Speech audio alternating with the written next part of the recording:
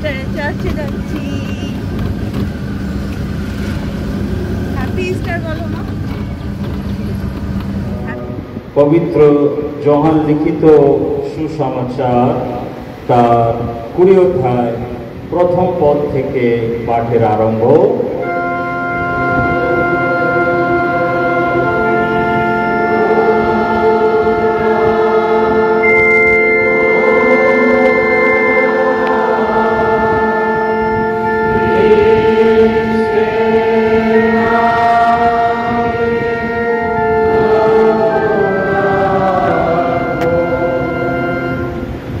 যিশুর পুনরুত্থান ও শিষ্যদিগকে বারবার দর্শন দেন। যোহান লিখিত সুসমাচার, পবিত্র যোহান লিখিত সুসমাচার তার 20 অধ্যায় প্রথম পদ থেকে 18 পদ পর্যন্ত। যিশু মগদলিনী মরিয়মে দর্শনে দেন। সপ্তাহের প্রথম দিন প্রত্যুষে অন্ধকার থাকিতে থাকিতে মগদলিনী মরিয়ম কবরের নিকটে যান আর দেখেন কবর হইতে পাথর খান সরান হইয়াছে। তখন তিনি দৌড়িয়া সিমন পিতরের নিকটে এবং যিশু যাহাকে ভালোবাসিতেন সেই অন্য শিষ্যের নিকটে আসিলেন আর তাহাদিগকে বলিলেন, লোকে প্রভুকে কবর হইতে তুলিয়া লইয়া গিয়াছে, তাহাকে কোথায় রাখিয়াছ আমি জানি না। অতএব পিতর ও সেই অন্য শিষ্য বাইরে হইয়া কবরের নিকটে যাইতে লাগিল। তাহার 2 জন একসঙ্গে দৌড়িলেন আর সেই অন্য শিষ্য পিতরকে পশ্চাৎ ফেলিয়া অগ্রে কবরের নিকটে উপস্থিত হইলেন এবং হেঁটু হইয়া ভিতরে চাইয়া দেখিলেন কাপড়গুলি পড়িয়া রয়েছে, তথাপি ভিতরে প্রবেশ করিলেন না। সিমন পিতর তাহার পশ্চাৎ পশ্চাৎ আসিলেন আর তিনি কবর প্রবেশ করিলেন এবং দেখিলেন কাপড়গুলি পড়িয়া রয়েছে আর যে রুমালখানি তাহার মস্তকের উপরে ছিল তাহা সেই কাপড়ের সহিত নাই, স্বতন্ত্র এক স্থানে গুটাইয়া রাখা হইয়াছে। পরে সেই অন্য শিষ্য যিনি কবরের নিকটে প্রথমে আসিয়াছিলেন তিনিও ভিতরে প্রবেশ। তাহারা শাস্ত্রের এই কথা বুঝেন নাই যে মৃত্যুগণের মধ্যে হইতে তাহাকে উঠিত হইবে। পরে 2 শিষ্য আবার স্বস্থানে চলিয়া গেলেন। কিন্তু মরিয়ম রোদন করিতে করিতে বাইরে কবরের কাছে দাঁড়াইয়া রইলেন এবং রোদন করিতে করিতে হেঁটো হওয়া কবরের ভিতরে দৃষ্টিপাত করিলেন আর দেখিলেন শুক্ল বস্ত্র পরিহিত 2 জন স্বর্গের দূত যিশুর দেহে যে স্থানে ছিল রাখা হইয়াছিল, একজন তাহার শিয়রে অন্যজন বায়ের দিকে বসে আছেন।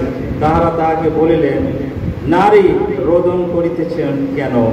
তিনি তাহাদিগকে বলিলেন, লোকে আমার প্রভুকে লইয়া গিয়াছে, কোথায় রাখিয়াছে জানি না।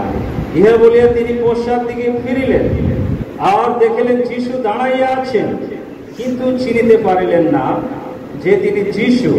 যিশু তাহাকে বলিলেন, নারী রোদন করিতেছ কেন? কাহার অন্বেষণ করিতেছ?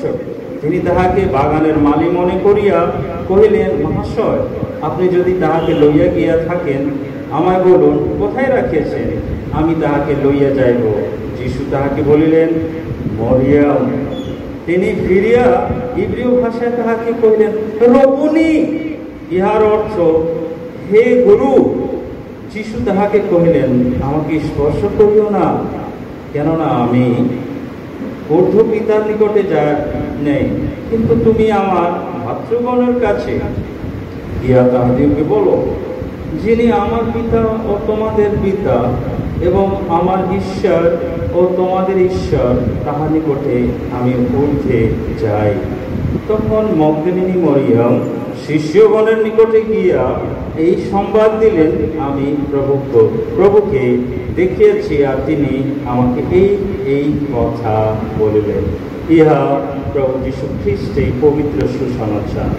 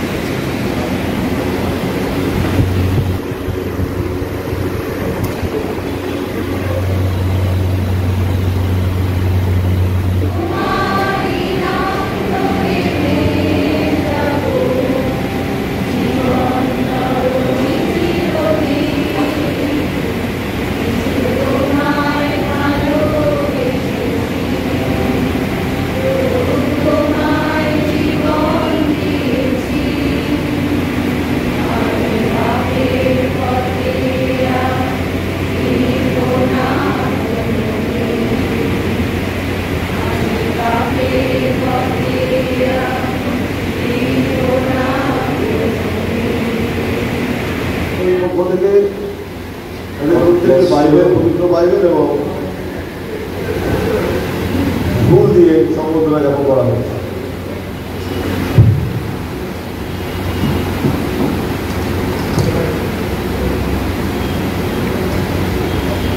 তো চলে যাবেন না, যাদের হয়ে যাবে ওই দিকটা যান, ওই দিকটা পাবো বাইরে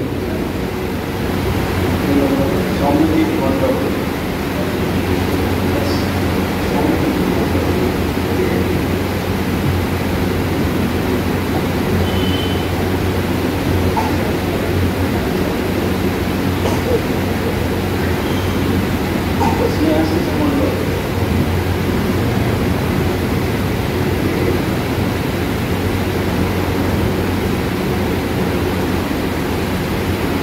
শ্রেয়ান বিশ্বাস,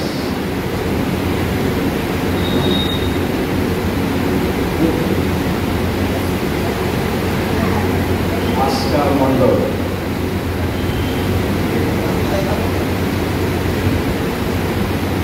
আনুষ্কা ফস্টিনা মণ্ডল,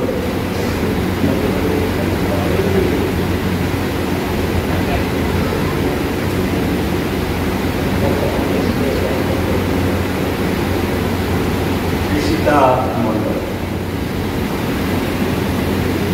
একজন রাঁচি চলে গিয়েছেন, সামনের সপ্তাহ ওনাকে দেওয়া হবে। ঠিক আছে, আমি অনুরোধ করবো ওখানে হয়ে যাবে।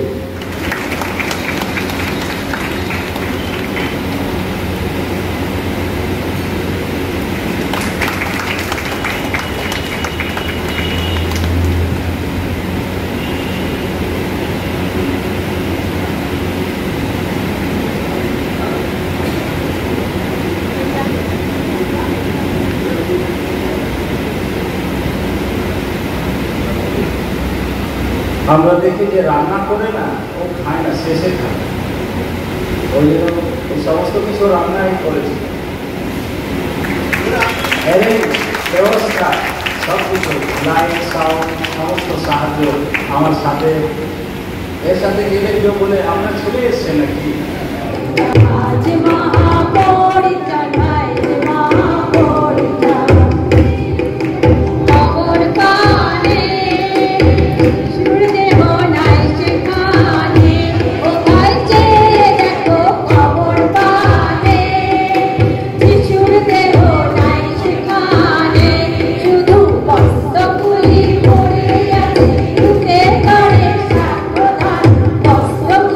পড়ে আছে,